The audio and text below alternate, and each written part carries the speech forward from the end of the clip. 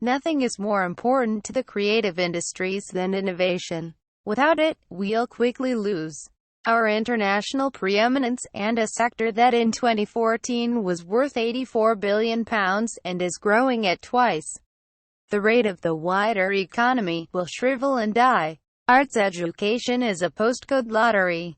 Britain must invest for post-Brexit theatre. Nicholas Heidner read more new ideas, contrary to romantic myth, don't emerge fully formed from the imagination of a lone genius. By and large, they may start recovering from back pain today, breaking new ground, wherever it is happening.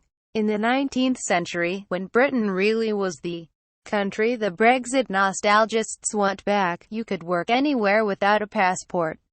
Isambard Kingdom. Brunel studied in Paris before he came home and revolutionized engineering. John Ruskin developed his thinking on architecture in Italy.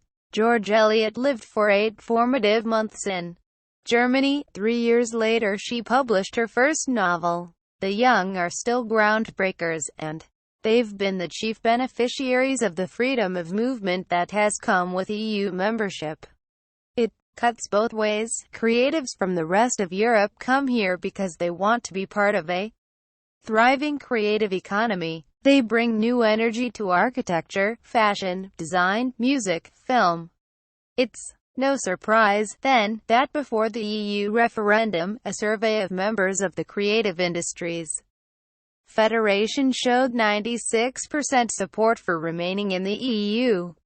Arts World Groupthink sneered the Brexit operative who was sent into the TV studios by the Leave campaign to urge us to subscribe to alternative groupthink about taking back control. And if groupthink is the consequence of the individual experience of everyone in the groups, maybe it was. Starting out in the theater, I worked in France, Germany and the Netherlands. More recently, I've employed artists from all over Europe. And I felt nothing but shame when the National Theatre's head of wigs, hair and makeup reminded me recently that he has yet to be assured he can continue to live his life here. He's Italian, but he has worked and paid taxes in the UK for 15 years.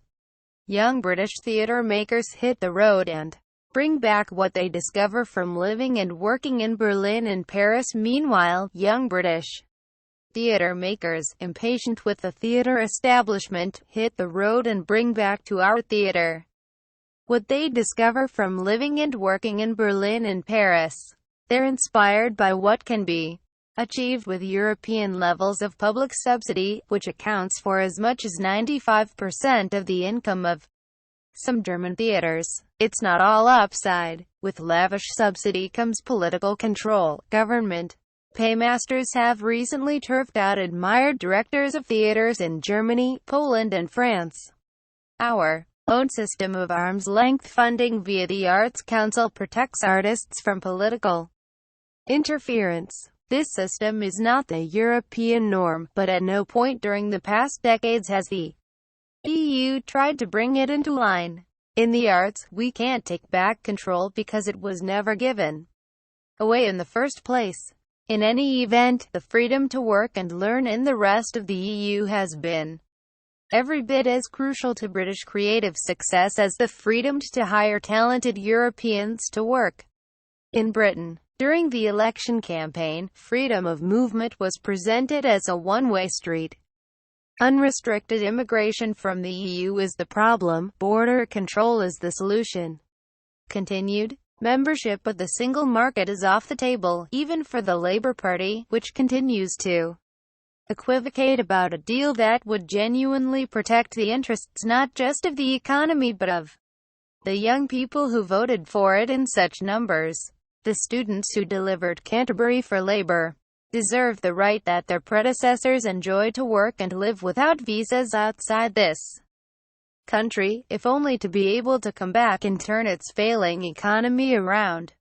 In our brave new, self-controlled world, the not-for-profit arts sector may miss the modest EU subsidies that it could once apply for. The commercial theatre, of which I am now part, may struggle with a doubled immigration skills charge, but far scarier is the prospect of a generation of creative talent, crabbed by insularity and stunted by the delusion that our native genius, once unfettered, will be enough to see off the opposition.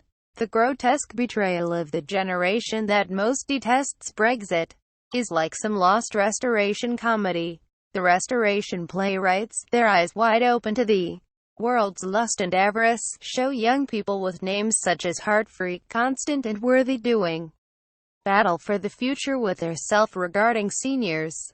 Imagine a creaky burlesque called Lady Wooden's Stratagem. Like so many old comedies, it's not funny.